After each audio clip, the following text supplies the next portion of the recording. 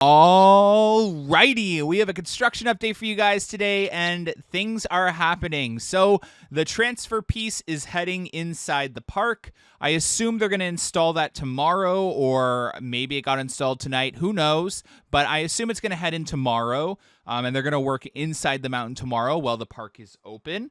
I don't know what the state of the mountain looks like inside, but I'm assuming that they're going to start the tunnel or finish off the tunnel, whatever it is, in that specific section that they've maybe held off of until now. And this piece is going to go in further, just finishing off that whole section of the ride inside the mountain. With that being said, we have this group of supports that has not moved inside the park, but mathematically speaking, we are missing a few. And based off of a post on Amusement Insiders' Facebook group, there were track pieces spotted in Michigan on the I-75 heading towards our park. So that final shipment of supports is on its way.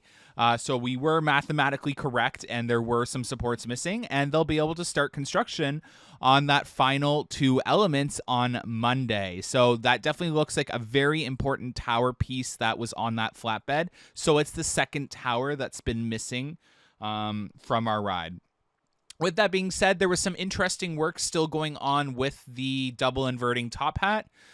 Looks like welding or torquing, who knows, but I guess we'll just have to wait and see. So it looks like there might have been or could be an issue, or it's just torquing. I never know anymore with this ride and what's going on, but nonetheless, it is normal in terms of construction. And yeah, so with that being said, this last section of the ride should start to take form on Monday or Tuesday. So here is a close-up shot just of what looks like they're tying off the track piece. And later in this video, it looks like they were removing bolts from the track to support. So I don't know exactly what's going on, but it does look like bolts were removed from the track to support sections of that specific part of the coaster. So if I had to make a guess, there's going to have to be some adjustments made like we've seen in other sections of the ride. Again, easy fix, just adds a day or two to the construction process. But they have gone and done a lot of torquing along the ride, so that is good news.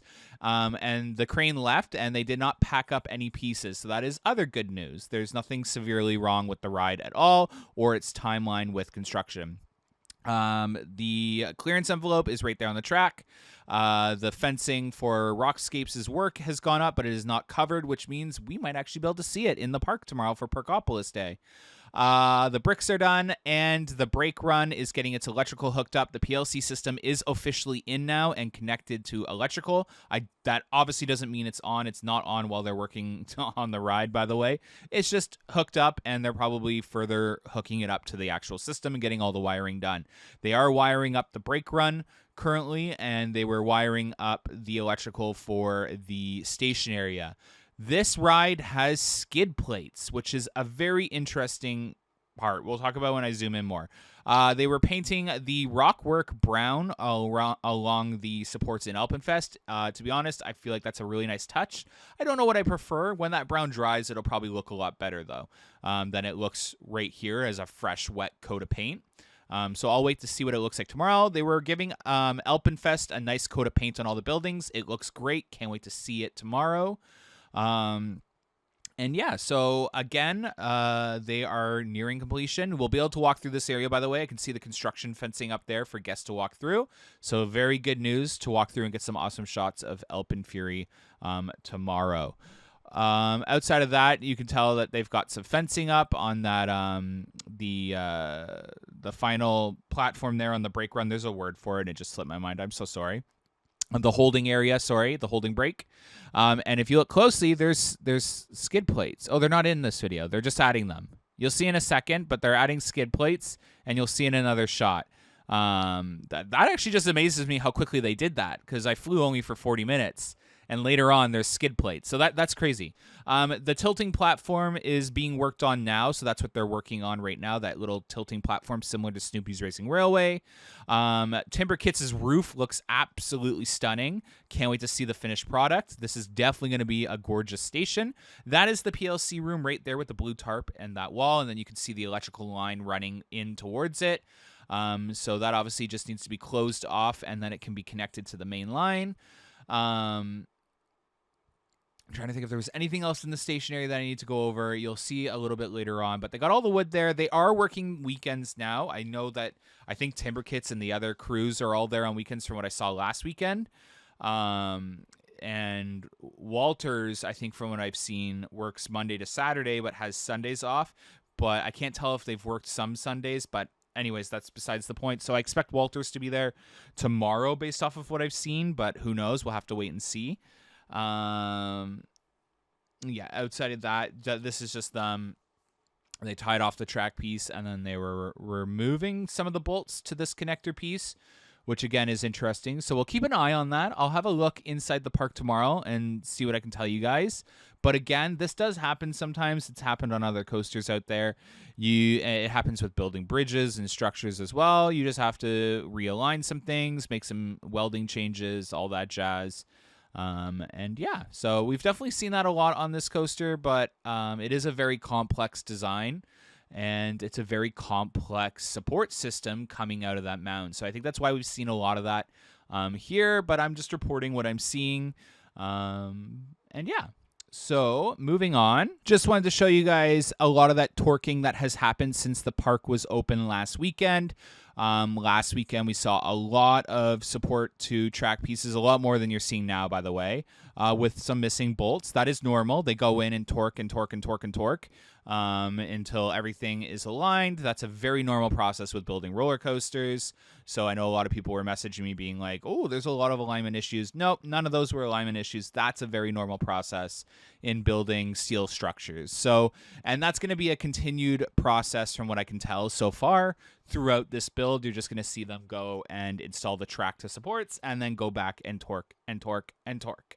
But yeah, they got a lot of torquing done even on these towers from what I could tell. It's just a few left to go. And a lot more torquing done on the pullout of the double inverted top hat and the Sky Flyer loop. It's just some of that Fire Serpent roll that's left to be torqued. And yeah, so definitely I'll get a better view inside the park tomorrow on a lot of things. Super excited to get an update for you guys. And yeah, let's move on to the next area. There's a really cool shot of Spinnovator at the end of this video, by the way, which I think you'll find exciting. I think it's actually one of the most beautiful rides in the park now, to be honest. So, yeah, so here's that transfer piece of track heading inside the park. I don't know if they installed this tonight or it's going to be installed tomorrow. We'll have to wait and see. But that's really cool. That means that essentially we'll complete the inside of the mountain section of the ride once that's put in. So hopefully that's done tomorrow. And again, next week they'll finish the stall and ice winder roll of the ride. The track, the supports based off of them being on the I-75 in Michigan should be here this weekend or Monday. So we'll keep you guys posted on that. All right, and these are those skid plates that I was talking about. So they were installed. At least I think they're skid plates. Remember, we are flying from a drone really far away. They look like skid plates. I guess we'll find out later. I haven't seen a modern ride use anything like a skid plate, but again, that could also just be an attachment that'll then have clamp brakes. But it looks like, based off of what I can tell so far, and take this with a huge grain of salt, that these might be skid plates, and I haven't seen a modern coaster use these recently, in recent years or anything, but again, correct me if I'm wrong. So it's a little weird to see these on a modern day coaster, but those are the copper brakes that Surya was talking about in the podcast, and those are really intense brakes that are meant to slow down something at a rapid pace. So, and with the friction brakes or whatever they're called, I just said it. Essentially, like, it looks like this ride's going to come in pretty quick. So it's looking good. I'm really excited for this ride. It's honestly amazing. No work has been done to the op booth, but that might be for a reason. I don't know if they're waiting on the panel to arrive.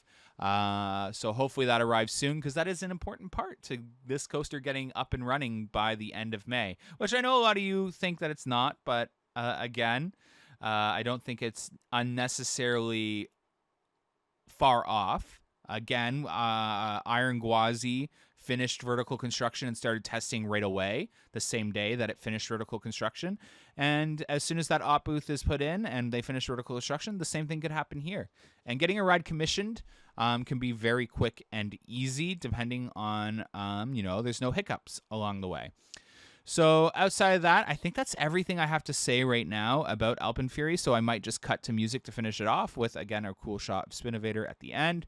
I really hope Grab and Go is open this weekend. I've been missing Grab and Go. I'm trying to eat healthier, by the way. So I really hope Grab and Go is open this weekend.